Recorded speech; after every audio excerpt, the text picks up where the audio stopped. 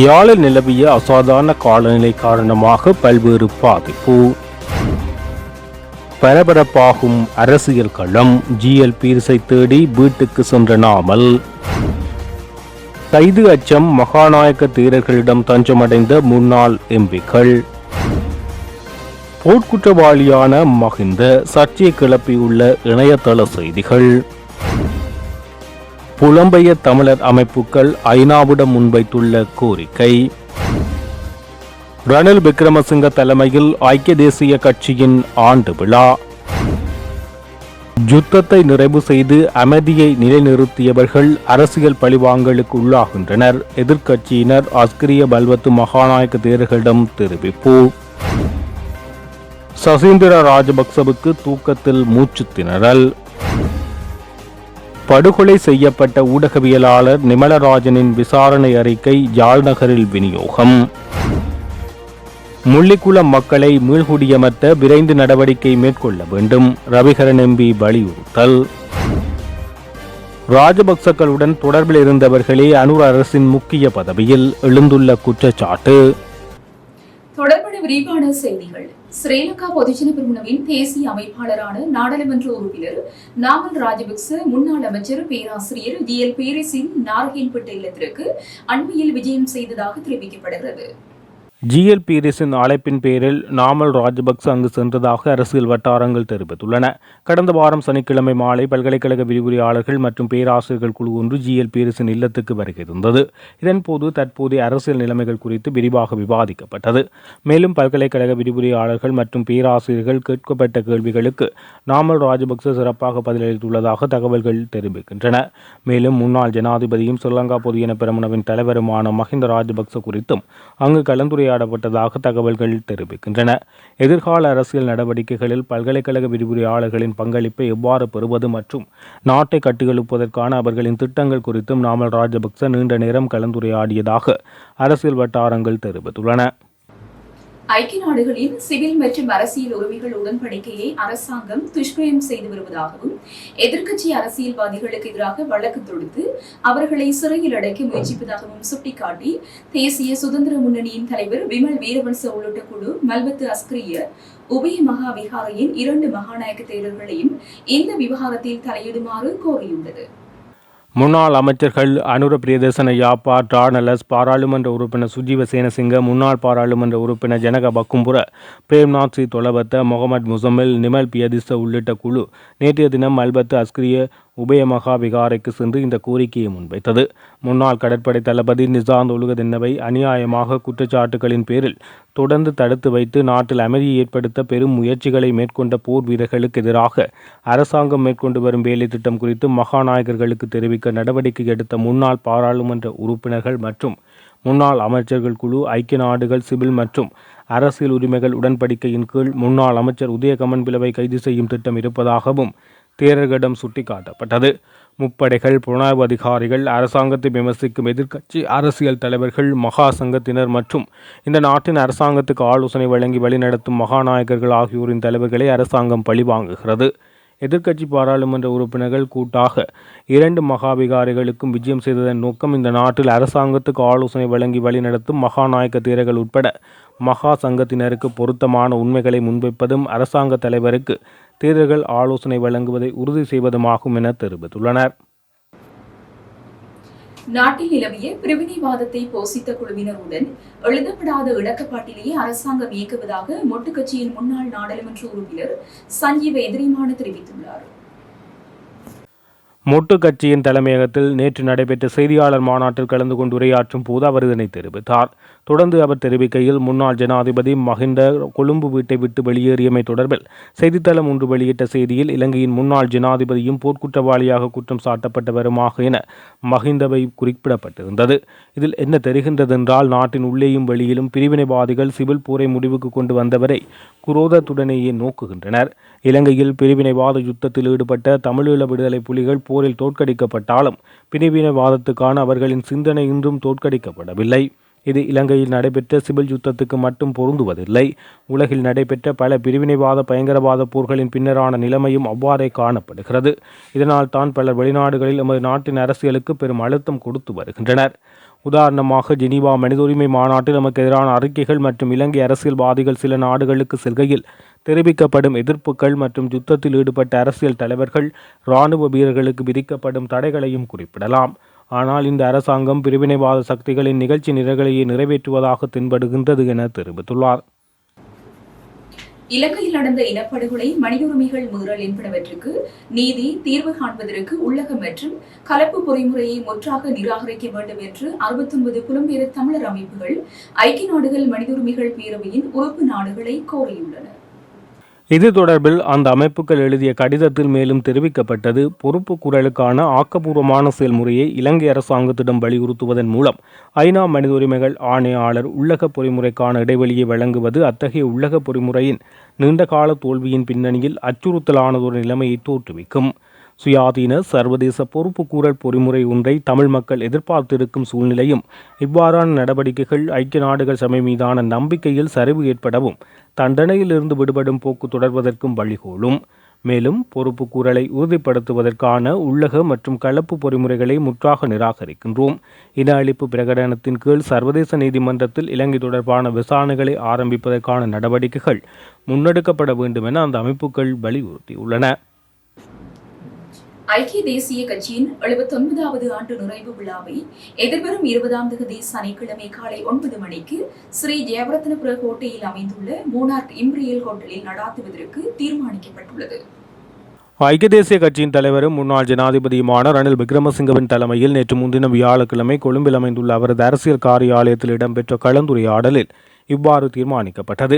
ஐக்கிய தேசிய கட்சியின் 79வது ஆண்டு நிறைவு விழா ஏற்கனவே கடந்த 6ஆம் தேதி நடாத்துவதற்கு தீர்மானித்திருந்த நிலையில் கட்சியின் தலைவர் முன்னாள் ஜனாதிபதி ரணில் விக்ரமசிங்கவின் உடல் ஆரோக்கியத்தை கருத்தில் கொண்டு கட்சியின் முகாமைத்துவ குழு விழாவை ஒத்திவைப்பதற்கு தீர்மானித்தது.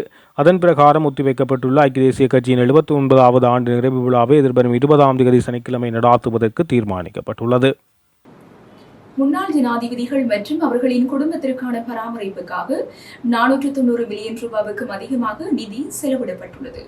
2017 முதல் 2025ஆம் ஆண்டின் முதல் 6 மாதங்கள் வரையான காலப்பகுதியில் இந்த பணம் செலவிடப்பட்டுள்ளது.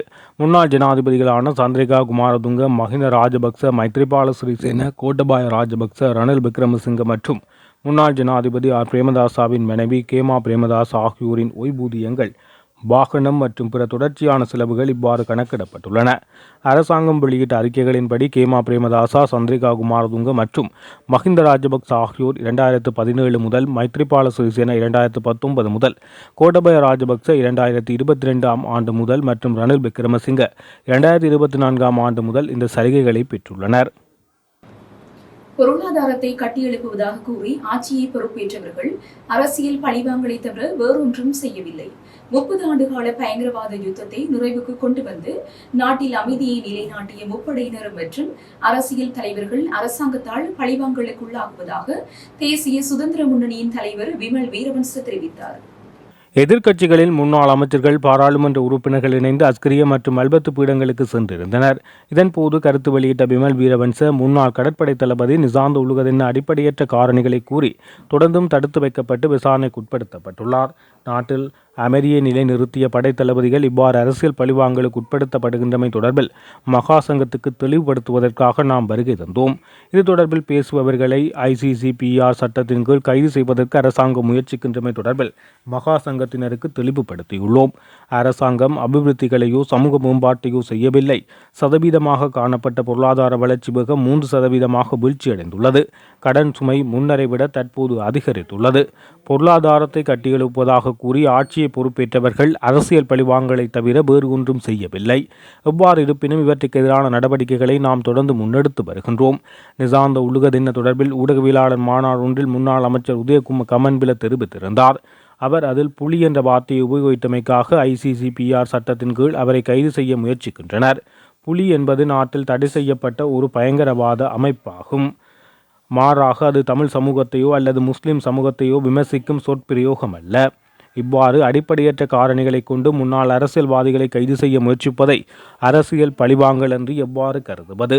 இதற்கு முன்னர் எந்தவொரு அரசாங்கமும் இவ்வாறு அரசியல் பழிவாங்கலில் ஈடுபடவில்லை. பகிரங்கமாகவே கூற முடியாத பல பழிவாங்கல்களில் அரசாங்கம் ஈடுபடுகிறது.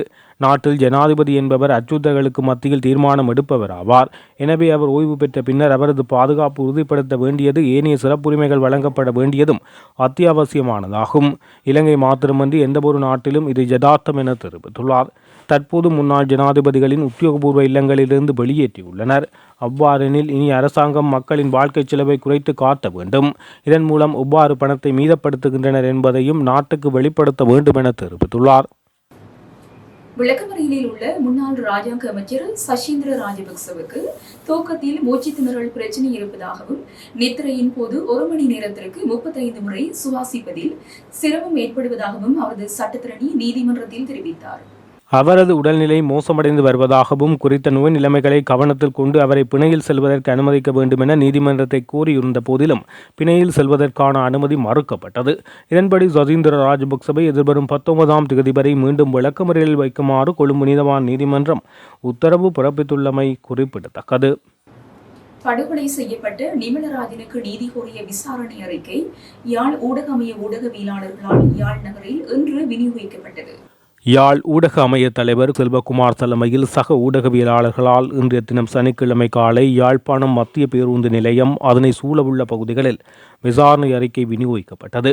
கடந்த 2000ஆம் ஆண்டு அக்டோபர் மாதம் 19ஆம் தேதி யாழ்ப்பாணத்தில் ஊரடங்கு சட்டம் அமுலில் இருந்த வேளை நிமலராஜன் வீட்டினுள் புகுந்து துப்பாக்கிதாரிகள் அவர் மீது துப்பாக்கி பிரயோகம் மேற்கொண்டதுடன் வீட்டினுள் கைக்குண்டு வீசியும் தாக்குதல் மேற்கொண்டனர். குறித்த தாக்குதல் சம்பவத்தில் நிமலராஜன் படுகொலை செய்யப்பட்ட நிலையில் அவரது தந்தை, தாய் மற்றும் மருமகன் ஆகியோர் காயங்களுக்குள்ளாகினர். நிமலராஜன் படுகொலைக்கு கடந்த 25 ஆண்டுகளாக நீதியின்றி நிலைத்து வருகின்ற நிலையில் படுகொலை செய்யப்பட்ட ஊடகவியலாளர்களுக்காக தொடர்ந்தும் யாழ் ஊடக அமையம் குரல் கொடுத்து வருகின்றமை குறிப்பிடத்தக்கது. மன்னார் முசலி பிரதேச செயலாளர் பிரிவுக்குட்பட்ட முள்ளிக்குளம் கிராம மக்களின் அகதி எனும் அவல வாழ்விற்கு முற்றுப்புள்ளி தேவை என தெரிவித்த வன்னி மாவட்ட நாடாளுமன்ற உறுப்பினர் துரைராசா ரவிகரன் முள்ளிக்குளம் கிராம மக்களை மீள குடியமர்த்துவதற்கு விரைந்து நடவடிக்கை எடுக்குமாறும் வலியுறுத்தியுள்ளார். மன்னார் மாவட்டத்தின் முசலி பிரதேச செயலாளர் பிரிவுக்குட்பட்ட பூர்வீக தமிழ் கிராமமான முள்ளிக்குளம் கிராமம் தாமதமின்றி மீள்குடியேற்றம் செய்யப்பட வேண்டும் என உயரிய சபைக்கு கூறுவதாக தெரிவித்துள்ளார். குறிப்பாக முள்ளிக்குளம் கிராமத்தில் வாழ்ந்த மக்கள் கடந்த 1990ஆம் ஆண்டு நிலவிய அசாதாரண நிலைமை காரணமாக தங்களுடைய பூர்வீக வாழ்விடத்தை விட்டு இடம்பெயர்ந்தனர்.